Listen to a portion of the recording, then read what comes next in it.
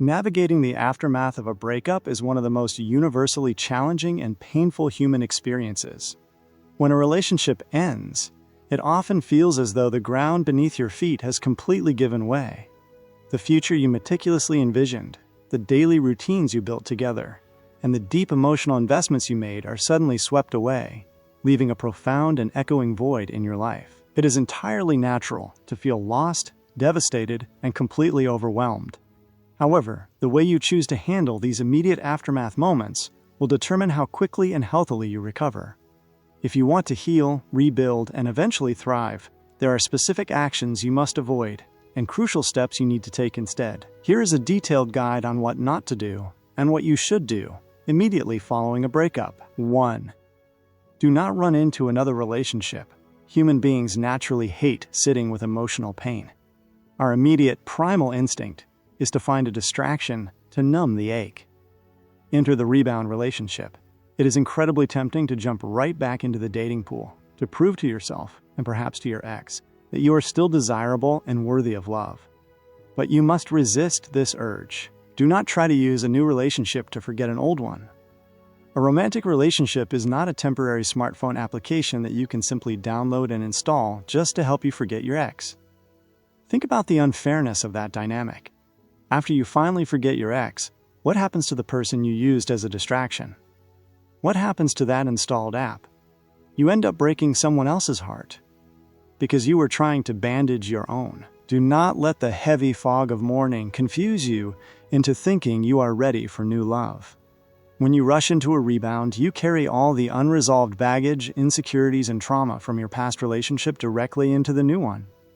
You are not healing. You are merely delaying the inevitable pain. Sit with yourself. Learn to be alone before you try to be with someone else. 2. Do not isolate yourself from help. There is a distinct difference between taking a quiet weekend to breathe and completely isolating yourself from the outside world. You just came out of a breakup. It is only normal to be in a profound state of pain, hurt, and confusion. Because of this vulnerability, you need help at such a time. You need company, you need perspective, and you need sound advice. When we are hurting, our minds can become a very dangerous echo chamber. If you are left alone with your thoughts for too long, sadness can quickly spiral into despair. Isolating yourself for extended periods from friends and family who desperately want to help you heal can land you in deep depression, and sometimes even worse. You might feel like a burden, or you might feel too exhausted to explain what happened. You do not have to explain anything if you do not want to. Just their presence is enough. No matter how badly you are hurting, or how much you want to hide under the covers, allow the friends who truly care about you to have access to your life. Let them take you for a walk, let them bring you dinner, and let them sit with you in the quiet. 3. Do not stay in contact with your ex. This is perhaps the most difficult rule to follow, but it is unequivocally the most important. Unless you never genuinely loved them in the first place, it is highly advisable and necessary that you cut all connections with your ex, at least for the meantime, so you can actually get over them. In the modern age, your ex is only a click away. You have their number memorized, and their social media profiles are easily accessible. But you must stop sending them messages. Stop calling them late at night. Stop texting them with fabricated excuses just to start a conversation, secretly hoping they will pick up the phone, apologize, and come rushing back to you. Every single time you reach out, you are resetting the clock on your recovery. You are delaying your healing time and making it incredibly hard for your body, your soul, and your emotions to adjust to their permanent absence.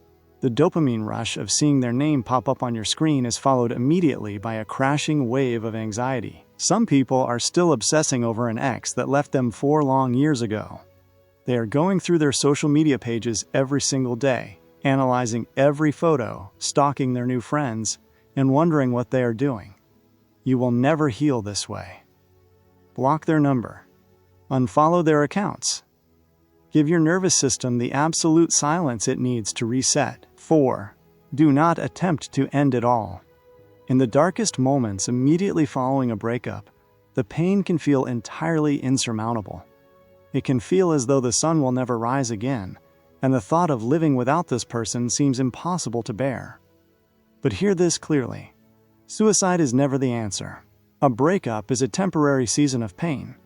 You must not make a permanent, irreversible decision because of a temporary season. God, or the universe, knows exactly why that relationship had to end. Often, what feels like a painful rejection is actually a profound redirection. You are being protected from a future that was not meant for you. Why not trust that higher power and stay alive to see the incredible things in store for you in the future? Your story is far from over. This breakup is just the end of one chapter, not the end of the entire book. Choose to trust the process. Choose to trust God. The pain will subside, the heavy clouds will eventually part, and you will find joy again. Instead, after a breakup, do this. 1. Allow yourself to mourn. Yes, you have to mourn. There is a toxic culture of false positivity today that tells us we must always be strong, keep our chins up, and immediately move on. People try to form this outer shell, repeating to themselves, I am strong, this does not bother me. That is a lie. True strength is not the absence of emotion. It is the courage to face your emotions head on. Cry now, or cry later, but the absolute fact is that you will cry. The emotional toll demands to be paid. Crying is biologically designed to help release stress hormones, pain, and hurt from your body. Mourn the relationship. Mourn the future you thought you were going to have. Look at their picture one last time if you must, and allow yourself the absolute luxury of a good, heartfelt, ugly cry. Do not hold it back. You will find this deeply authentic release to be incredibly therapeutic. 2. Evaluate the relationship in yourself. After the intense mourning period has passed, and your emotional state is no longer in absolute chaos, your head will become clearer. When this happens, it is time to evaluate. Take off the rose-colored glasses and look at the relationship objectively. What actually went wrong? What glaring red flags did you completely miss or actively choose to ignore because you were in love? Furthermore, this is a time for personal accountability. Where did you go wrong? What could you have done better? Evaluation is not about blaming yourself. It is about gathering data for your future. As the famous saying goes, he who does not learn from history is doomed to repeat it. Use this pain as a masterclass in personal growth. Figure out your boundaries, recognize your own shortcomings, and decide what you will absolutely not tolerate in the future. 3. Actively heal. Healing is not a passive process. You cannot just sit on the couch and wait for time to magically erase your wounds. Yes, give yourself time, because time is a crucial ingredient in healing all wounds. But you must actively participate in your own recovery. Force yourself to step out into the world. Go out and intentionally have fun, even if it feels forced at first. Hang out with your supportive friends. Take a long, quiet stroll daily to clear your mind and connect with nature. Reintroduce joy into your life. Go see a brilliant comedy movie. Laugh out loud. Reconnect with the hobbies and passions that you may have pushed aside while you were consumed by the relationship. And importantly, avoid romantic movies, sad love songs, and romantic novels as much as you can until your healing is complete. Do not feed your mind content that triggers your grief. Feed your mind with things that build you up and bring you peace. 4. Open your heart to love again. Finally, when all of this hard work is over, when you have mourned the loss, evaluated the past, and actively healed your heart, you must make the brave decision to open your heart to love again.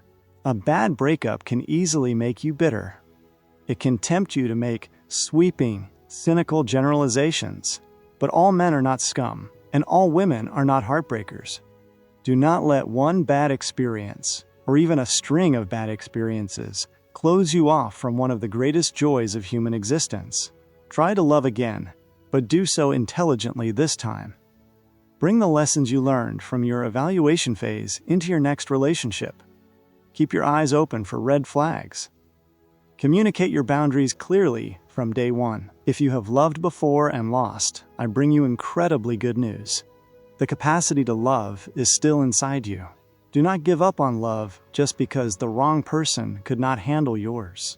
You can love again, and if you do the work to heal properly, you will absolutely win this time.